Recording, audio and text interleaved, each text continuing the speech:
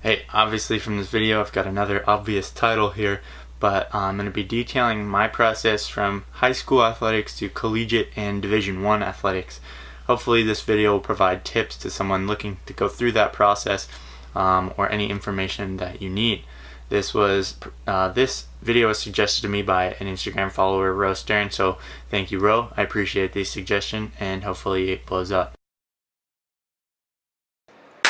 Wearing hip number 1, Sam Teller from Blacksburg, Virginia. Come on, Sam! Pass him, Sam! There we go! I'm going to break this video into 5 different sections, those being my goals in high school, getting contacted by college coaches, contacting college coaches, the visiting process, and then my decision making itself. Without any further ado, we'll move on into my high school goals. So I guess I'll do just a little bit of background. In middle school track, I had moderate success. I mean, I was okay, but I was by no means a star. I think 518 might have been my PR in 8th grade, so nothing crazy. I was doing it really a big reason just to have fun, be with a lot of my friends, so I kind of carried that mentality going into high school. Freshman year cross country, nothing really crazy happened. I think I ran 18:24 maybe at the end of the season. It was like 18:50 before that meet, so it was nothing crazy. But I was with an incredible group of seniors who were really motivated. They were super supportive, really nice, and just funny and great to be around.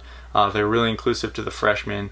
They had a lot of success. They won states that year, which was the last time for a few, like 5 years or something, that we would win. And then they actually went on and came in second at the Nike Cross Region meet and went on to Nike Cross Nationals. And so watching that as a young freshman was really impressionable upon me, and I became really motivated by them and wanted to have the success that they had had, and really worked hard for the rest of the cross country season and then into indoor, working really hard indoor, and then it really started to show off outdoor. I was kind of like, hey, I'm actually decent at this, which only motivated me more. So starting freshman year is when I really had started to form goals. I think I saw these guys, we had a few going to college to run, and I knew that I wanted to do that. I thought, you instantly think Division I, but that's not enough for everybody. It just gets the most limelight. There's fantastic athletes in all divisions, and each division offers slightly different things depending on what you want to do. So there's variability in what they offer, but suits each individual person. So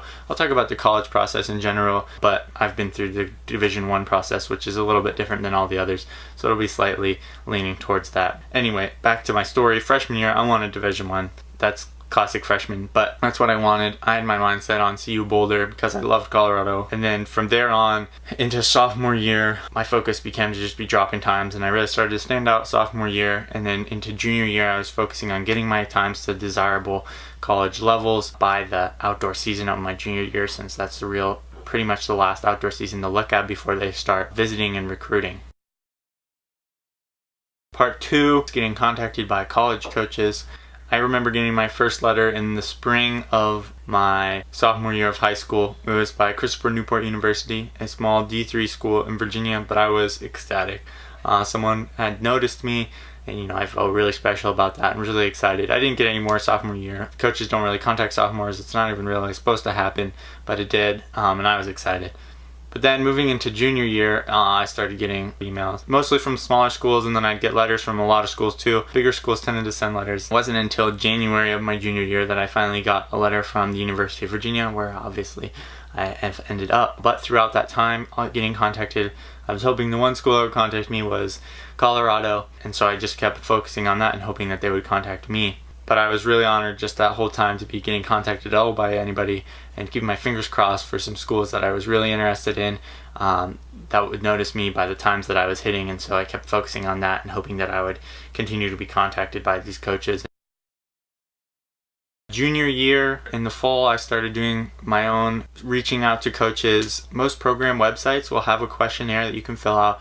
You enter your times, your name, and every contact information, all that basic stuff, your school, when you're going to graduate, and so that those coaches will know that you're interested. And reaching out to coaches really shows that you are interested in them, and showing interest in a school makes them a lot more likely to take interest in you, obviously, because you're showing interest in them, but also that they'll take you onto their team. It can make a huge difference reaching out many times over and over. You might think that you're being annoying, emailing a coach over and over or calling a coach over and over once you've reached the time that coaches are allowed to call you back. But it shows that you are really excited about their program, and excitement about a program is something that really stands out to a coach. You might seem like you're pestering them, but it's actually can pay off in the long run. A coach is going to prefer bringing on a kid who's maybe a 922 miler, but has shown a lot of interest in their program by either reaching out to them over phone or email or whatnot multiple times, whereas they've reached out to a kid who might be a 910 2-miler, but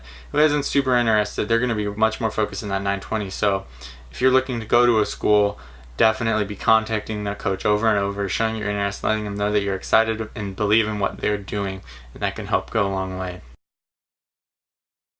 The visiting process. This carries into senior year. In the fall senior year, I reached out to these schools that had been interested in me. I talked to CU Boulder's assistant coach, and he said they weren't going to send me an official. I just wasn't fast enough. So I cut my losses, So in the fall, I started reaching out to these schools that had taken interest in me, which ended up being Ohio State, William & Mary, UVA, and those were the three that I ended up visiting. I visited William & Mary first, then UVA, and then Ohio State.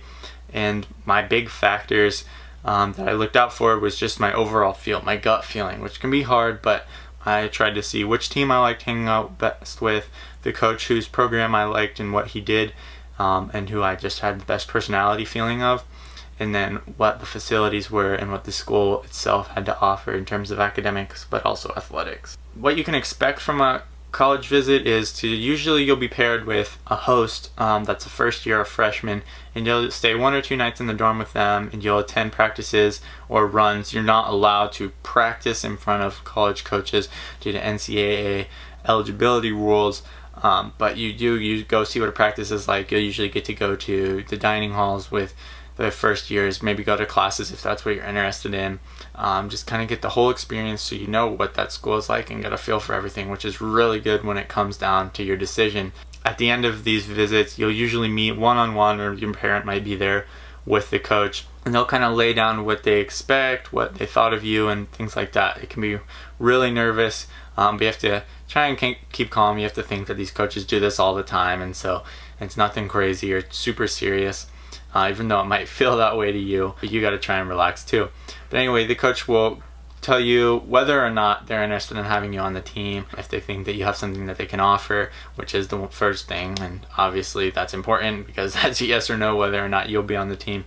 But after that, they'll usually talk to you about money, which is a big thing with a lot of sports. Money is a little bit harder to get in running as opposed to football or something like that, but they'll let you know whether or not they can offer you anything in that meeting. And sometimes coaches will give you a time frame, whether they want to hear back in 2 weeks or something, which is really quick when it's only the fall of your senior year, but they'll let you know when they want to hear back from you, or how long that offer for money will stand. Usually being on the team will last, until you want to say yes. They might into the spring start, after they've picked up multiple guys or gals, start limiting that number. But money, they will sometimes put a date on what they want to hear from you by, so that they can offer it to somebody else if you're not showing that much interest. Like I was talking about earlier, showing that interest and dedication really can help you in this area. Step 5, and my fifth step, and hopefully your 5th step, will be the decision-making process, which can be really hard. Most students have to have this difficulty of just choosing a college on its own, which can be location, but you have this whole other aspect of choosing a college based on the people you're going to be spending a whole lot of time with, a coach that you're going to be trying to please, with what you do on the track, on the course, but someone that you also like to listen to and believe in. So you have a whole lot of factors going in, and your decision-making process can be pretty challenging. Like I was saying, what I looked for on a visit was my gut feeling and what I felt, and obviously that came down to UVA. On my visit, I had the best feeling hanging out with the team. I felt really at home and welcome. They seemed really friendly, and then meeting with the coach was a big thing. I really like to have a good relationship with my coach. I don't like it to be someone that just tells me what to do, someone I don't know a whole lot about. But meeting with my coach at the University of Virginia, I believed in what he was saying. I believed in his training plan. I came from a high mileage high school program, so fitting into his high mileage program seemed like it wouldn't be too challenging for me. but he seemed like a pretty genuine guy. He seemed nice enough, he seemed nice and someone that I would enjoy being coached by and, hanging out with for 4 years. To kind of talk about my other experiences at William & Mary, I had a good sense with the team. They didn't have as much facilities, which I took note of, which doesn't have to be the deciding factor in your decision. If there's a great team or something, obviously it's what you feel and you have to kind of weigh things out a little bit. But I met with the head coach, not the distance coach, who at the time was Chris Zielinski, who I had a good feeling about, but I met with the head coach only in the meeting, which is kind of a bummer because I felt like he moved me through that meeting a little, like he had other things to be doing, and I wish he had spent a little bit more time talking with me, or that Zielinski had talked with me. So those are kind of the two opposing experiences that I had, and what ultimately led me to make my decision at UVA, where I have been for 2 years now, and can say I've really enjoyed myself.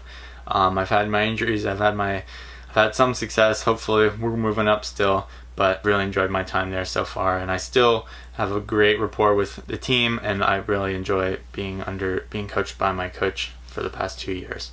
So that was a long explanation of everything, kind of my story, but also hopefully a little bit of some tips thrown in there of how to move from high school athletics to college, Division I, Division II, Division III, NJCAA athletics, anything like that. But hopefully this has proved to be a little bit helpful, maybe a little bit entertaining, I don't know. But if it was, it'd be awesome if you could subscribe to see more running related videos, more awesome videos, and that'd be great. And I'll see you next Sunday. Have a good one.